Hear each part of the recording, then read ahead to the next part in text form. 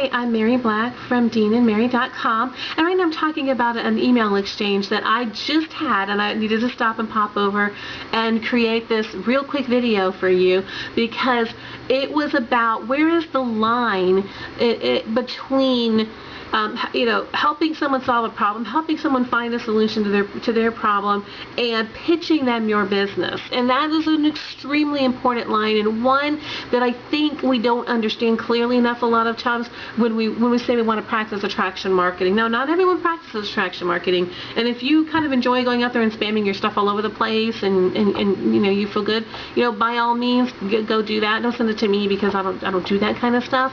But for the most part, it's my experience of what people want to do is be able to connect and build relationships and build their business that way, and that is the essence of attraction marketing. What happened is my daughter has been sick for a while, and I wrote this out in an email to my list earlier today, and she responded back with a recommendation for something I might be able to do to help bring down that fever. And I wrote back to her and I said I really appreciate that because I didn't know that. I'm actually, it's some natural products, happen to be oils, and I said I'm actually into natural remedies, homeopathy, all those kind of things quite a bit, and I didn't know about this. And in her email she had mentioned, I'm not trying to pitch you my business, I just thought this might be helpful. And I thought it was a beautiful way to position herself back to me because it was a piece of information that might help me solve a problem. And so later down the road when I come up and I think, I need some oils, I'm going to call this lady because I know that she does it. She helped me with my problem with my daughter's fever.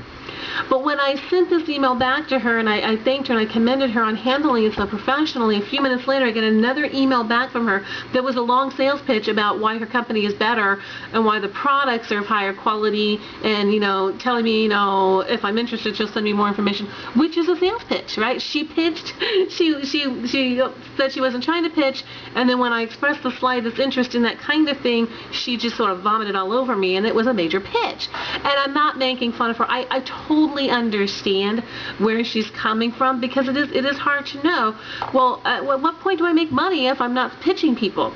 And the answer to that is really pretty crystal clear. When I walk into Home Depot and I'm like, I'm trying to do a home improvement project, they're like, oh, well, what you need is a hammer to put that nail into the wall. Here's some hammers. And I'm like, oh, okay, thanks. And I walk away. I buy the hammer, I don't buy the hammer, whatever. But the next time I have a home improvement project that I want to do, I'm going to go back to the place that provided me with help for my problem, Home Depot, and I'm going to say, okay, now I'm remodeling my kitchen, and what do I need to do? And I'm going to go back to them. They don't call me 3 days later or send me an email saying, here's why our hammers are better than everybody else's.